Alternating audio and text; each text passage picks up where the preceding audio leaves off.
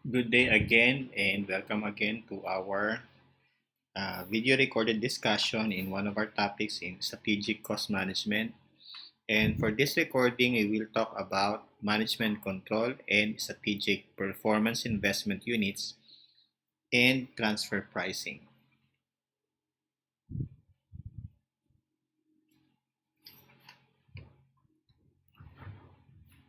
So let us start by uh,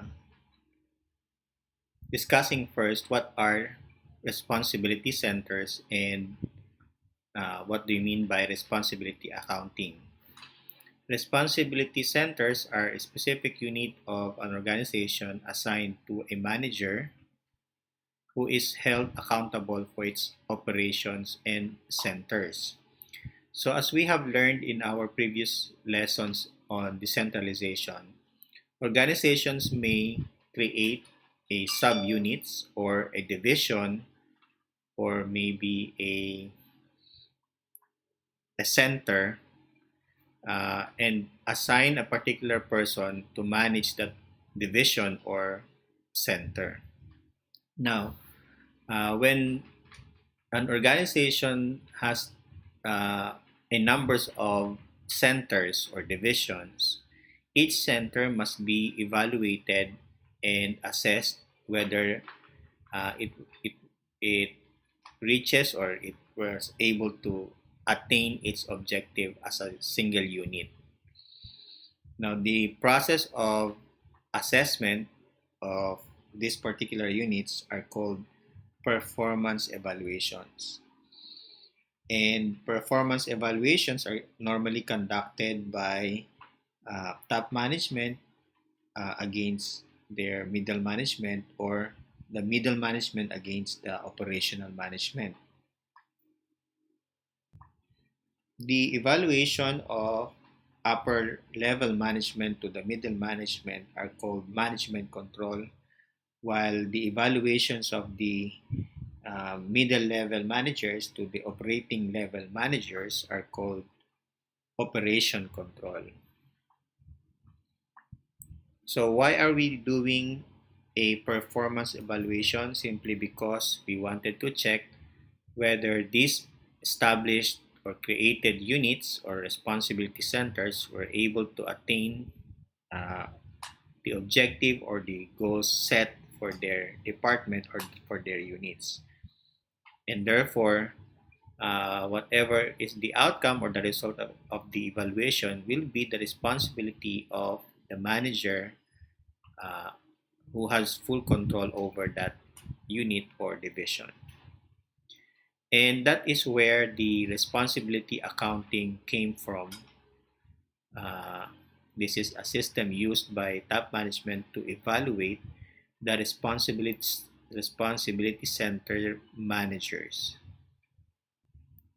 So with that, each unit or each center will be evaluated based on their uh, specified objectives or goals or function.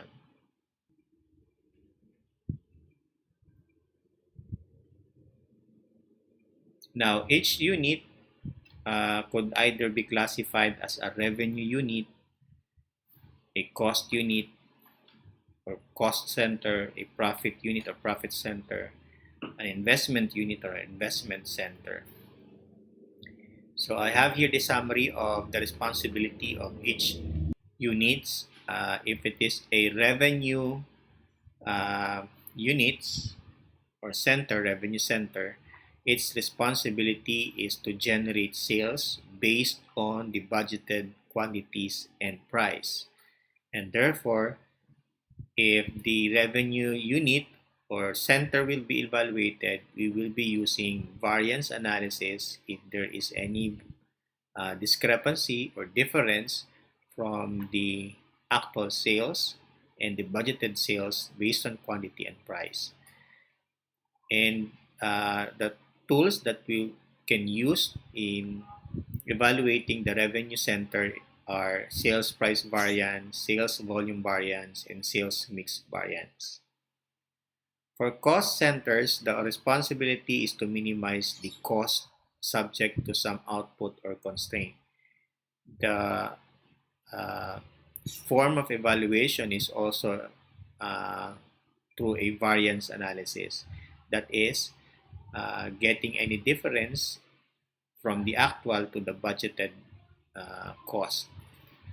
For profit center, it is expected that they will generate revenue and be able to control the cost in order to earn a certain profit.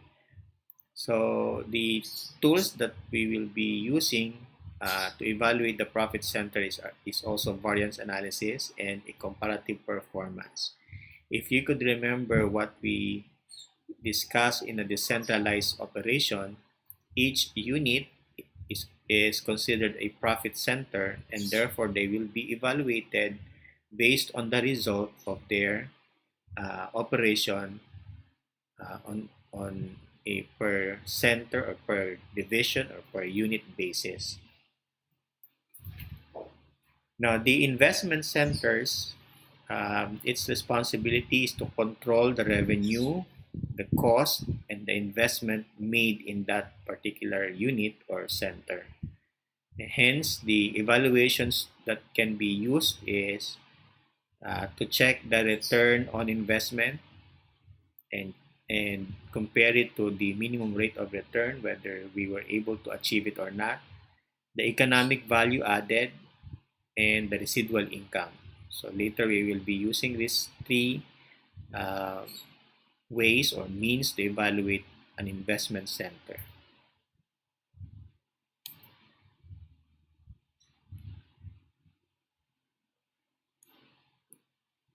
Okay, now for a revenue unit or revenue center, these are the formula to be used in assessing the performance of the revenue centers.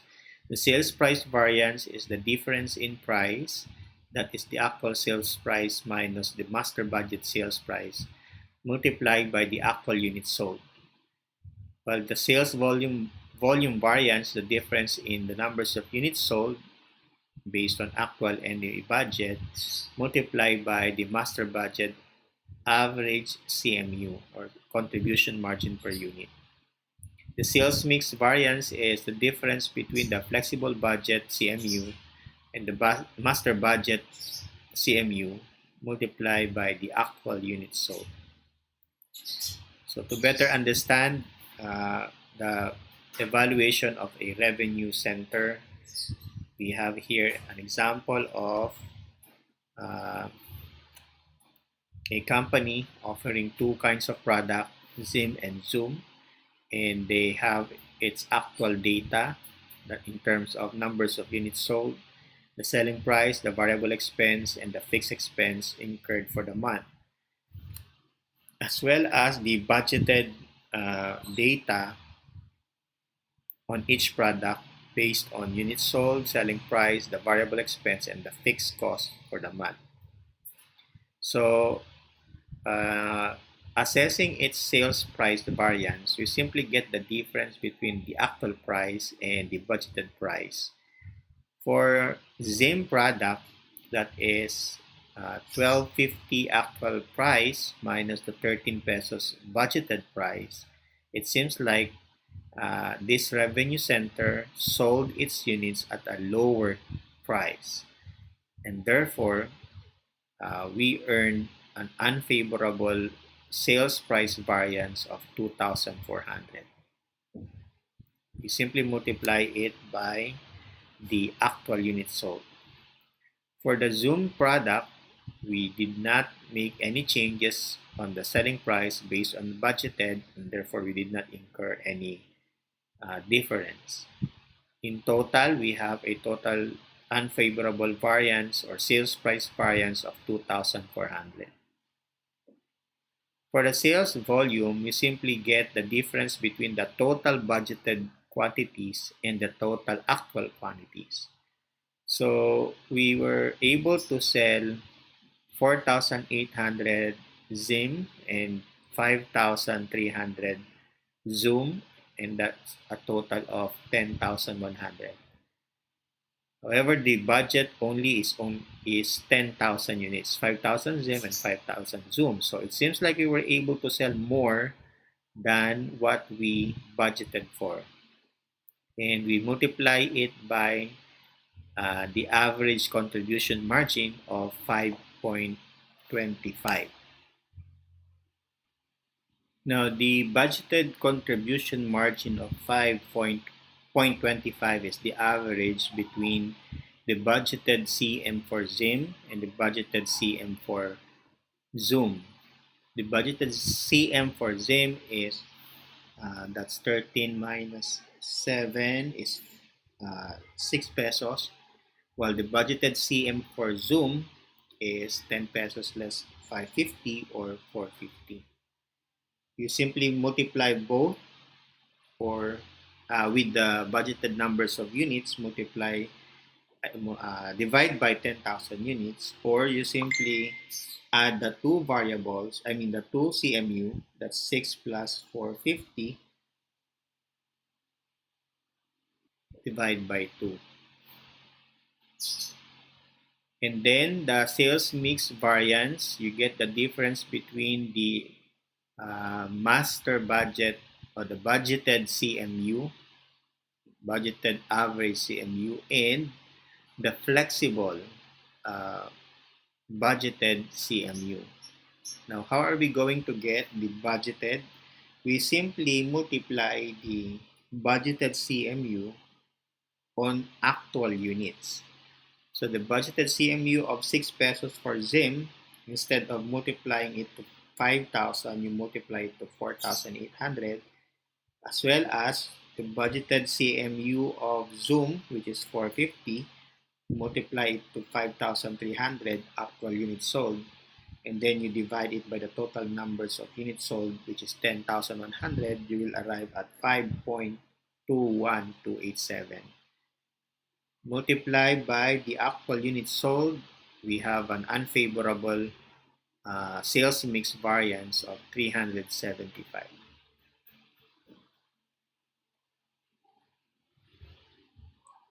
Okay, I think the concept of sales mix variance is the difference between what should have been the mixture of units sold, and that is 5,000 Zim and 5,000 Zoom, and the actual mixtures of units sold, and that is 4,8 Zim and 5,300 Zim.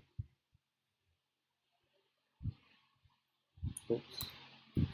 Now, for the investment units,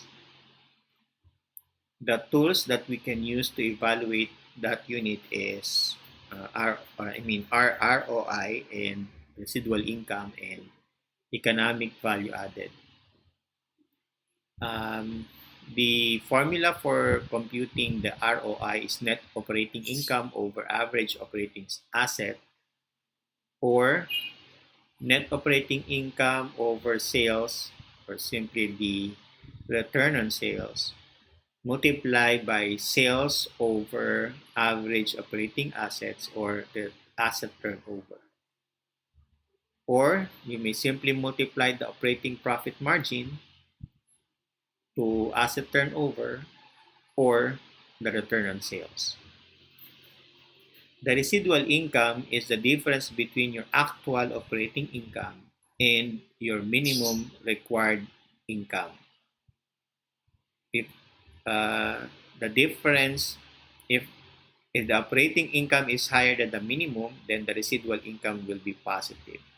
So, whenever we use residual income, we expect a positive result. If the residual income is negative, then you are unable to meet the minimum required rate of return, or the minimum required return on investment. Economic value added is the difference between your operating income and your cost of capital. The cost of capital is, to some extent, is different from the minimum required rate of return, although uh, for some it is almost the same. However, if we will strictly define what is a cost of capital, it will include the cost of your uh, liabilities or cost of all your capitals or sources. Hence, it might have a small difference between the cost of capital and the minimum rate of return. And you were already informed, or uh, we already have a discussion on how to compute for the weighted average cost of capital or the individual cost of capital for each kind of resources.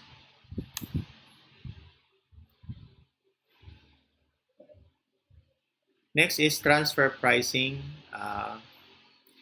Transfer price occurs whenever there is a transfer of goods or services between company, and that happens when a certain unit or division in a company needs a part or goods or services that is also offered or sold by another part or division of the company.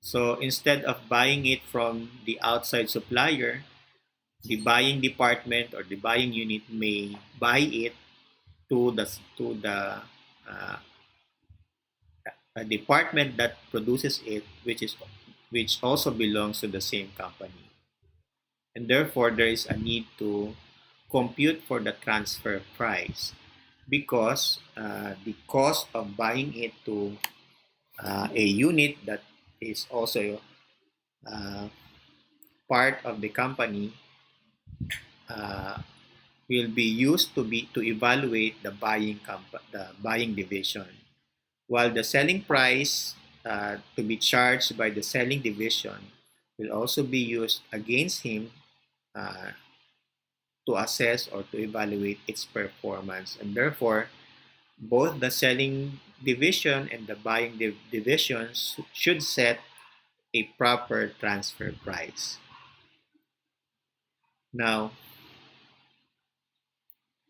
we have here different ways to set transfer price, and that is minimum transfer price, market-based transfer price, cost-based transfer price, which is uh, further categorized as variable cost, full cost, alternative cost measure, which is the alternative cost measure is also further categorized as full absorption or cost plus. And then finally, negotiated transfer price.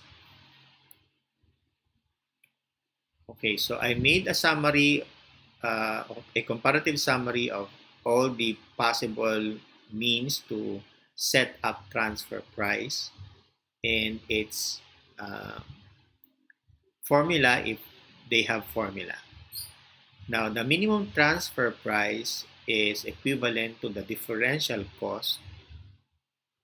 That is plus the loss contribution margin or opportunity cost. Let me first change it. Okay, so that's differential cost plus loss CM or opportunity cost.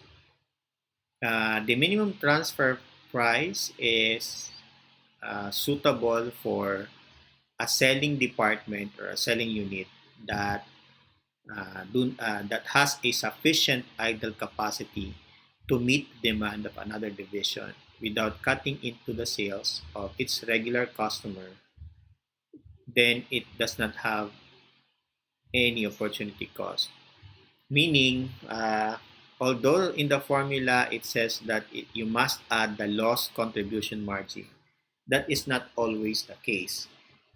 In cases that the selling division has enough idle capacity and could absorb the demand of the buying division, then there will be no lost contribution margin because its outside customer or regular customer were not affected, and hence the only price that they should charge against the buying department is only the differential cost or simply the variable cost.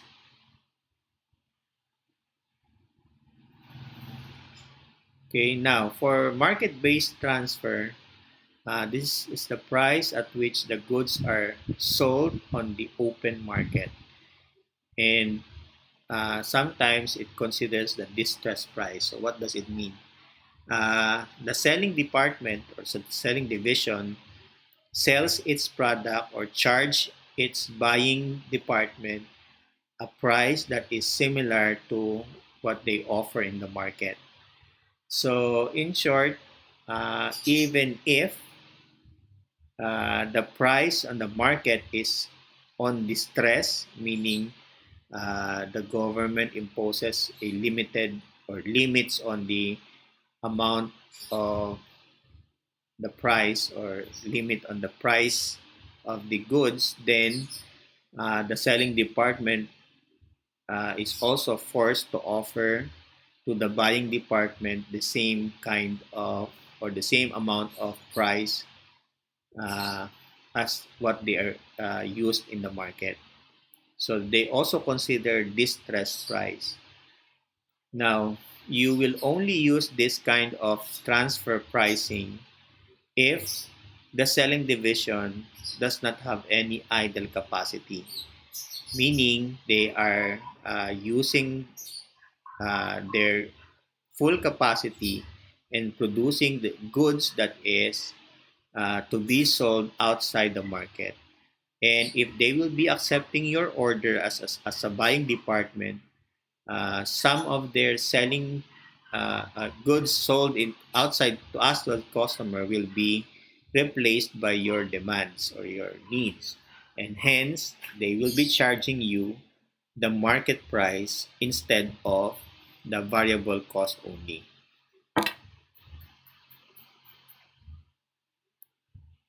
The next one is the cost-based transfer price, and this is further categorized as variable cost transfer price, full cost transfer price, absorption cost transfer price, and cost plus transfer price. The variable cost transfer price considers only the differential cost. However, the term differential cost may include a change or a difference in the fixed cost, and that will be included in your price, in your transfer price. So although it is called variable cost transfer price, it does not necessarily mean that you will only charge the variable cost only, as long as the cost makes a difference.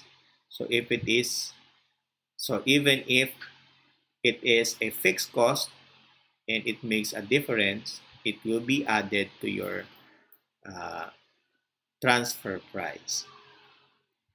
For full cost transfer price, this includes actual manufacturing cost, both the variable and the fixed, plus a portion of your marketing and administrative cost.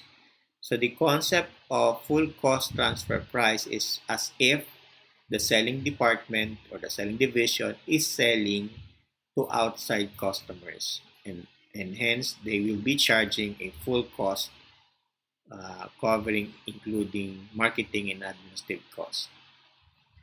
For alternative cost measures, you could either use full absorption cost, which includes manufacturing cost only and does not include marketing and administrative cost, only the manufacturing cost, both variable and the fixed manufacturing cost.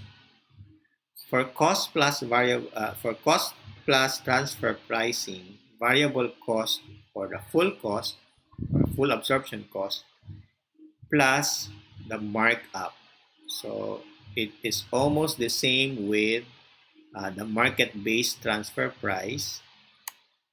However, the difference is uh, they could charge only the variable cost, excluding the fixed cost, or they may charge both the variable cost and the fixed cost, and that is full absorption, but not the marketing and administrative cost plus a markup. And the last one is the negotiated price. And in this method, managers are permitted to negotiate the price for internally transferred goods or services. So it's up to the management of the selling department or the selling division of how much he should charge the buying department.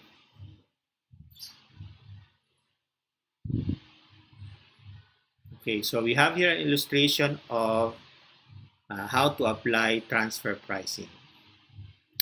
Assume that the speaker division of Mega Audio Company supplies speaker to outside customer at a price of 350. The company has just acquired a radio assembly company.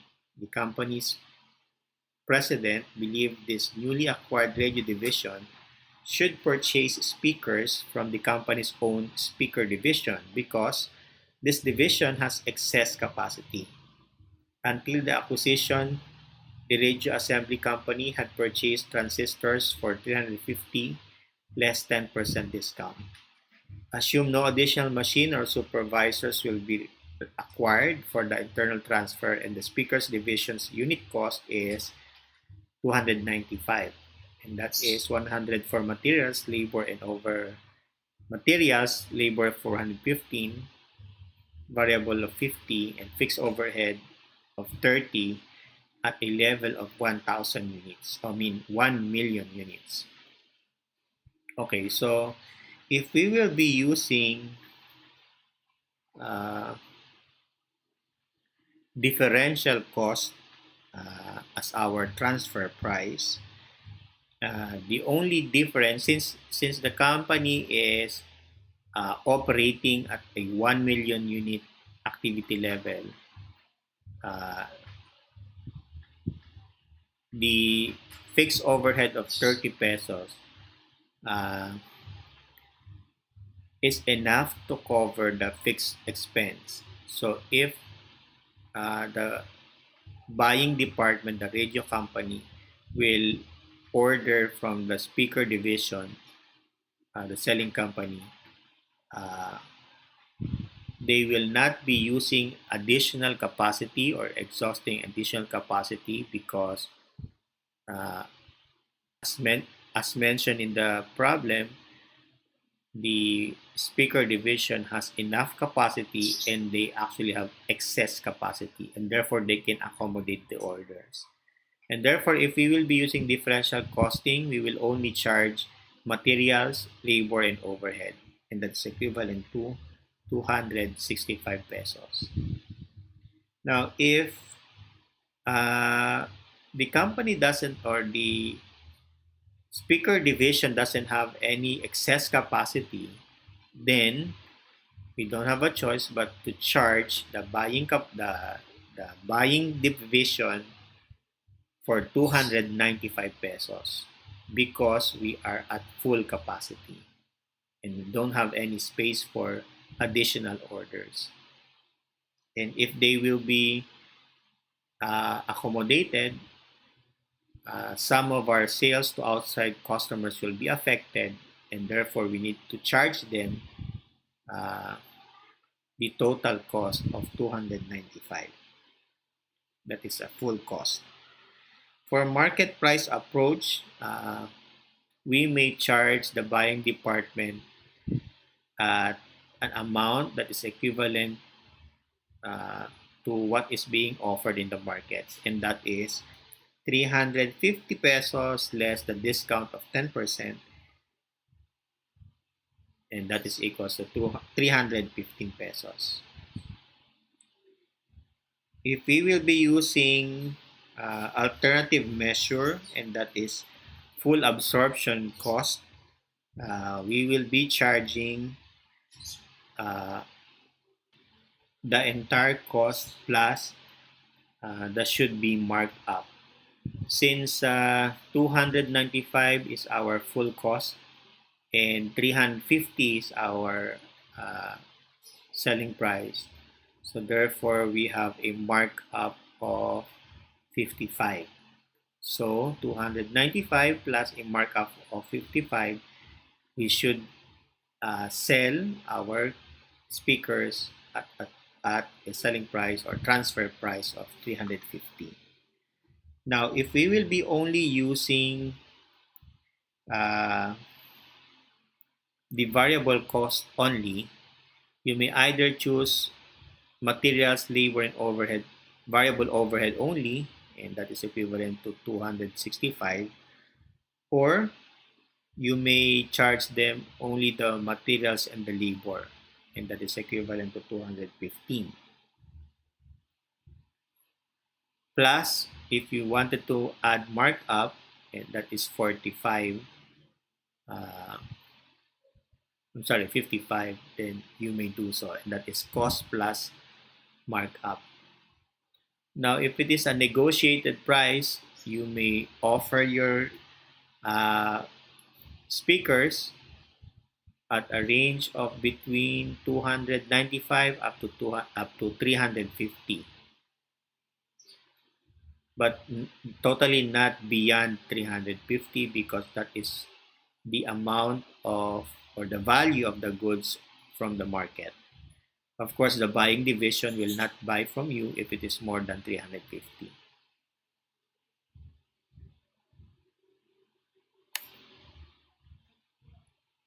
Okay, that's it for chapter 14, evaluation of uh, profit centers, revenue centers, cost centers, and investment centers, and concept of what to charge whenever there are transfers of goods and services between those units or centers.